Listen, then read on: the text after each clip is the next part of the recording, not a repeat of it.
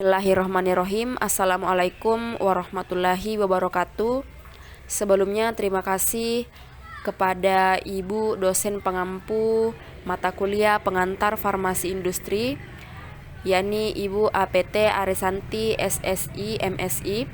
Kami dari kelompok 5 akan membawakan materi mengenai niosom. Adapun anggota dari kelompok 5 yakni Lisna Puspitasari, saya sendiri, kemudian Lutfia Sulaiman, Miftahur Rahma AS, Mutmainnah, Nirma, dan yang terakhir Novita Andriani. Adapun submateri yang akan kami bawakan ada 9. Yang pertama definisi niosom, yang kedua struktur niosom, yang ketiga keuntungan dan kerugian niosom, yang keempat komponen penyusun niosom, yang kelima metode pembuatan niosom, yang keenam karakteristik niosom, yang ketujuh faktor-faktor yang berpengaruh terhadap ukuran vesikal dan efisiensi penjerapan, yang kedelapan bahan pembentuk niosom, dan yang terakhir klasifikasi niosom. Baik, saya Lisna Puspitasari akan membawakan materi mengenai definisi niosom. Niosom merupakan suatu vesikal surfaktan non-ionik yang memiliki struktur bilayer yang dibentuk melalui penyusunan monomer-monomer surfaktan yang terhidrasi. Bentuk vesikal niosom merupakan struktur bilayer multilamelar atau unilamelar yang tersusun dari surfaktan non-ionik dan kolesterol yang berfungsi sebagai bahan penstabil. Vesikal yang terbentuk pada niosom dipengaruhi oleh metode pembuatan yang digunakan.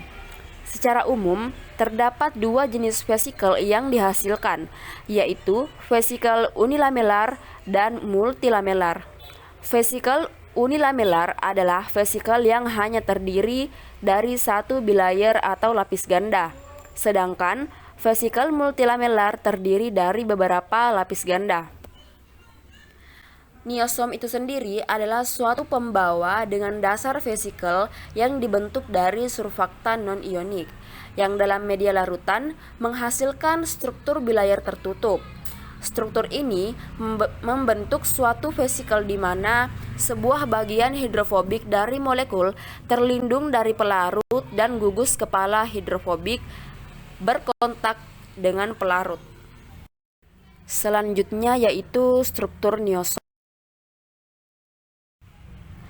Struktur niosom terdiri dari bilayer yang tersusun dari surfaktan non-ionik dengan ujung hidrofilik terdapat pada luar vesikal, sementara rantai hidrofobik saling berhadapan di dalam bilayer.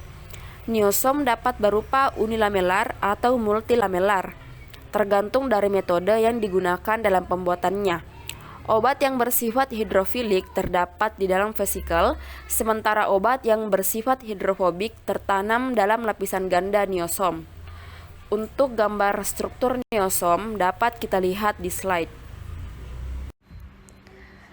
Perkenalkan, nama saya Mutmainnah akan melanjutkan materi dari anggota kelompok saya mengenai keuntungan dan kerugian niosom. Yang pertama yang akan kami bahas yaitu mengenai keuntungan niosom. Ada beberapa keuntungan niosom. Yang pertama, suspensi niosom merupakan sediaan berbasis air. Hal ini dapat meningkatkan penerimaan pasien dibandingkan dengan sediaan yang berbasis minyak. Yang kedua, sistem ini memiliki infrastruktur yang terdiri dari hidrofilik, amfifilik, dan lipofilik yang dapat membawa molekul obat dengan berbagai kelarutan. Yang ketiga, karakteristik dari formulasi vesikal bervariasi dan terkontrol tergantung komposisi vesikal, ukuran, lamellaritas, dan volume konsentrasi. Nah, yang keempat yaitu vesikal dapat memberikan aksi depo, melepaskan obat dengan secara terkontrol.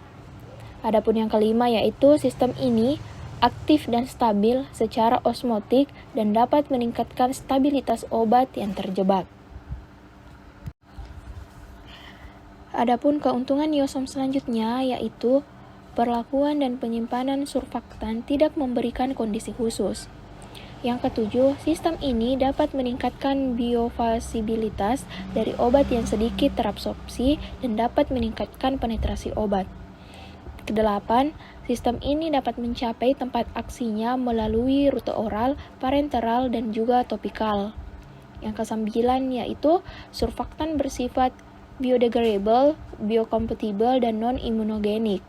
Nah, yang terakhir, yang ke-10 yaitu sistem ini dapat meningkatkan efek terapeutik dan molekul obat dengan menunda clearance dan dari sirkulasi, melindungi obat dari pengaruh lingkungan biologis dan membatasi efek hanya pada target sel saja.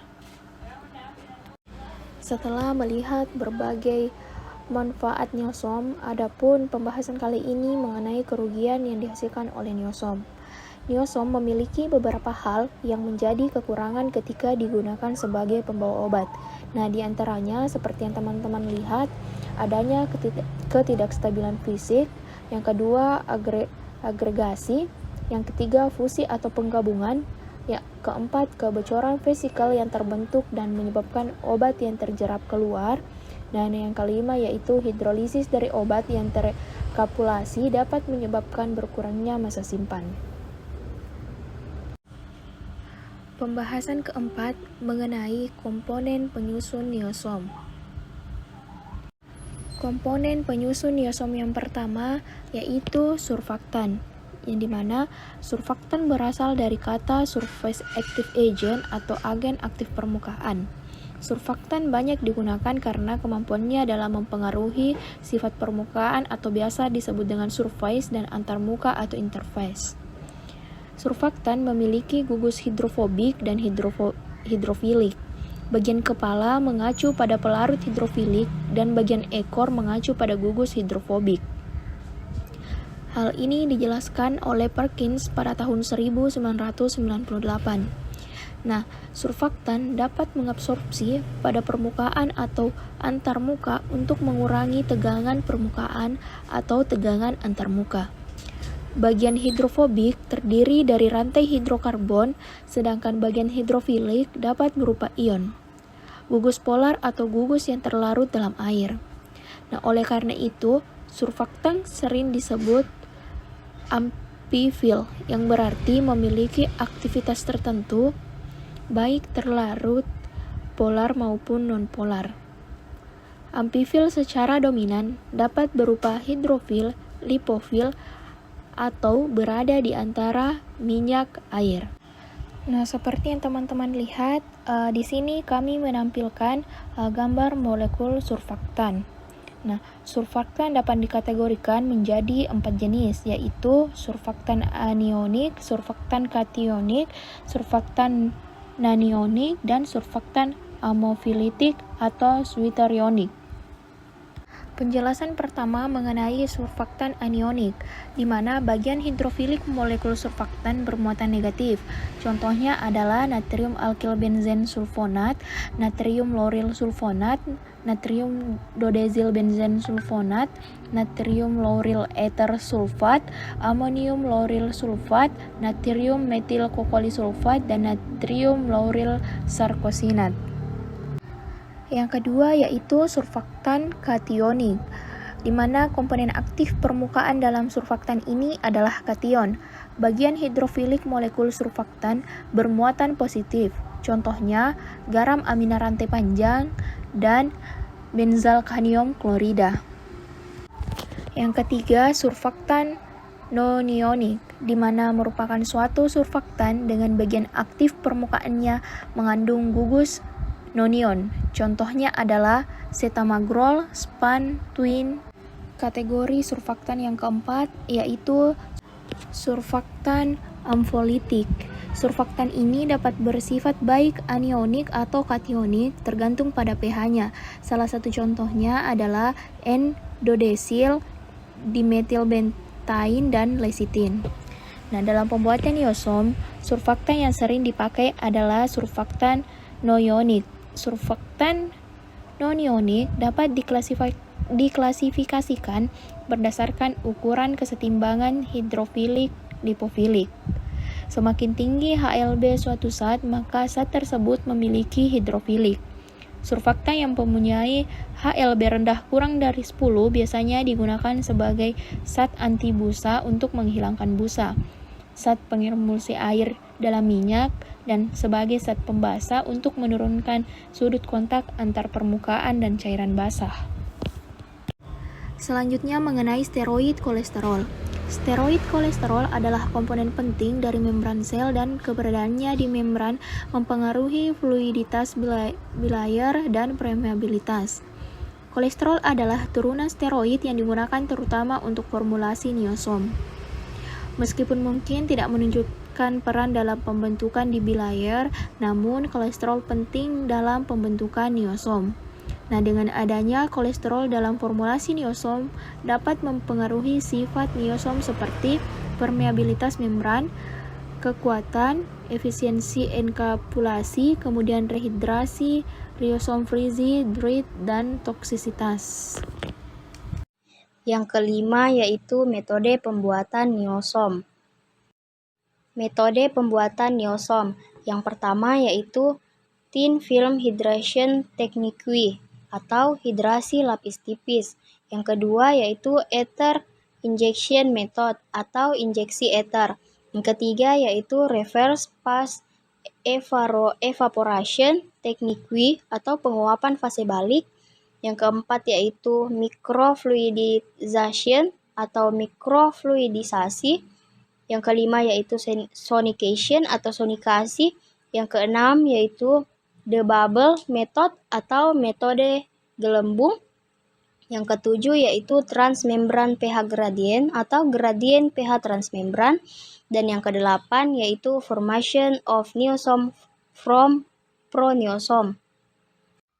Perkenalkan, nama saya Mutmainah dengan NIM PO714251201032 ingin melanjutkan materi tentang karakteristik niosom.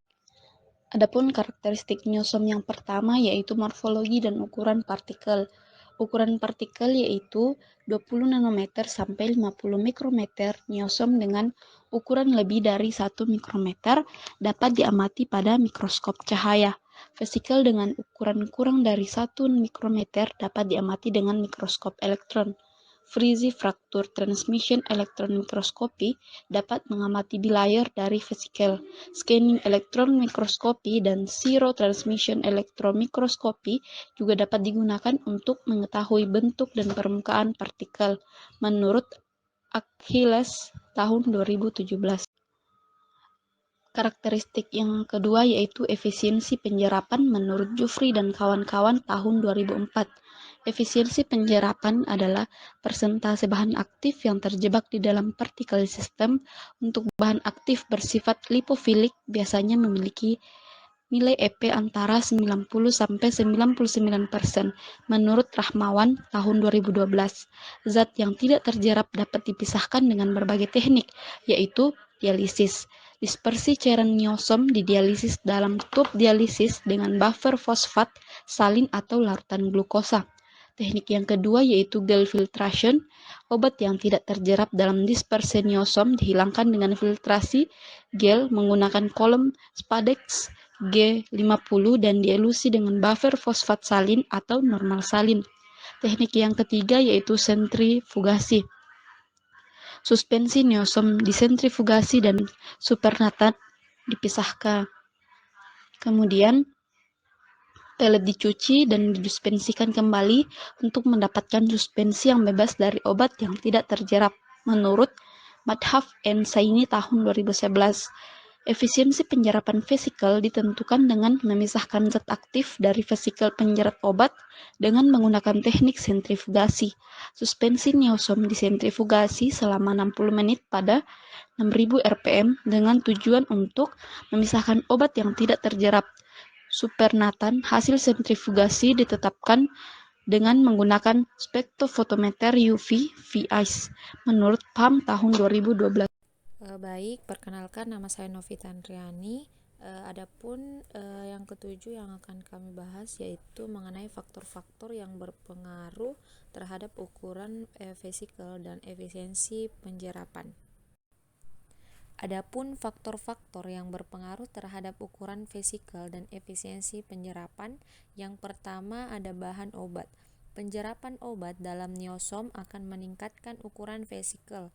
Hal ini dimungkinkan oleh interaksi bahan terlarut dengan bagian kepala dari surfaktan sehingga dapat meningkatkan ukuran vesikal. Kemudian kedua, jumlah dan jenis surfaktan. Rata-rata ukuran niosom meningkat sebanding dengan peningkatan HLB surfaktan karena energi bebas permukaan menurun dengan peningkatan hidrofobisitas surfakta. Kemudian ketiga ada kolesterol. Penambahan kolesterol pada komposisi niosom dapat menstabilkan dan menurunkan kebocoran niosom. Oleh karena itu, penambahan kolesterol dapat meningkatkan efisiensi penyerapan. Kemudian yang keempat ada metode pembuatan. Metode handshaking membentuk vesikel dengan diameter yang lebih besar dibandingkan metode injeksi ether. Niosom yang berukuran kecil dapat dihasilkan bila menggunakan reverse pass evaporation atau RPE. Mikrofluidasi akan menghasilkan niosom yang lebih seragam dan berukuran kecil, sementara metode transmember pH gradient akan menghasilkan efisiensi penjebakan yang lebih besar dan penahanan obat yang lebih baik. Baik, saya akan melanjutkan materi saya Nirma dengan NIM PO 714251201034. Selanjutnya yaitu bahan pembentuk niosom. Adapun bahan pembentuk niosom itu terbagi menjadi dua. Yang pertama, span 60 dengan nama kimia sorbitan monoktadenakoat. Sinonim sorbitan monostearat. Rumus molekul C24H46O6. Berat molekul 431. Fungsi bahan pendispersi, bahan pengemulsi, surfaktan non-ionik, solubilization agent, suspending agent, dan pembasah. Pemerian, padatan berwarna krim dengan bau dan rasa yang khas. Kelarutan, larut dalam minyak, alkohol, karbon tetraklorida, toluen, tidak larut dalam air dan aseton. HLB 4,7, jarak lebur 50 sampai 60 derajat Celcius, stabilitas stabil dalam asam atau basah lemah. Kemudian penyimpanan dalam wadah yang tertutup dan tempat yang kering. Bahan pembentuk niosom yang kedua yaitu kolesterol dengan nama kimia kolesterol sokolesterol. Rumus molekul C27H46O dengan berat molekul 386,67 dengan fungsi pelembut dan bahan pengemulsi. Pemerian, serbuk kristalin putih hampir tidak berbau, bentuk lembaran, jarum, serbuk atau granul. Jika lama kontak dengan cahaya atau udara, kolesterol akan berwarna kuning hingga kuning kecoklatan. Kelarutan, praktis tidak larut dalam air, larut dalam kloroform, ether, dalam dioksan, dalam etil asetat, dalam heksana, dan dalam minyak nabati. Agak sukar larut dalam etanol mutlak, sukar larut dan perlahan-lahan dalam etanol 95%. Jarak lebur 147 sampai 150 derajat Celcius. Stabilitas kolesterol stabil dan dapat disimpan dalam wadah tertutup rapat dan terlindungi. Dengan inkompatibilitas mengendap dengan adanya digitonin. Materi selanjutnya yaitu klasifikasi niosom. Adapun klasifikasi niosom terbagi menjadi dua, yaitu multilamellar vesicle atau MLV. Multilamellar vesicle terdiri dari sejumlah lapisan dengan ukuran diameter vesicle 0,5 sampai 10 mikrometer. Vesicle multilamellar merupakan niosom yang paling sering digunakan karena sederhana dalam pembuatan serta cukup stabil untuk penyimpanan dalam waktu yang lama. Vesikel ini cocok digunakan sebagai pembawa untuk obat yang bersifat lipofilik. Klasifikasi yang kedua yaitu Large Unilamellar Vesicle atau LUV. Large unilamellar merupakan jenis niosom yang memiliki perbandingan kompartemen air atau lipid yang tinggi, sehingga banyak yang terjerap akan lebih besar serta ekonomis. Ukuran partikel pada jenis vesikel ini yaitu 100 sampai 3000 nanometer. Baik, itulah tadi presentasi dari kelompok kami. Lebih dan kurangnya mohon dimaafkan. Wassalamualaikum warahmatullahi wabarakatuh dan terima kasih.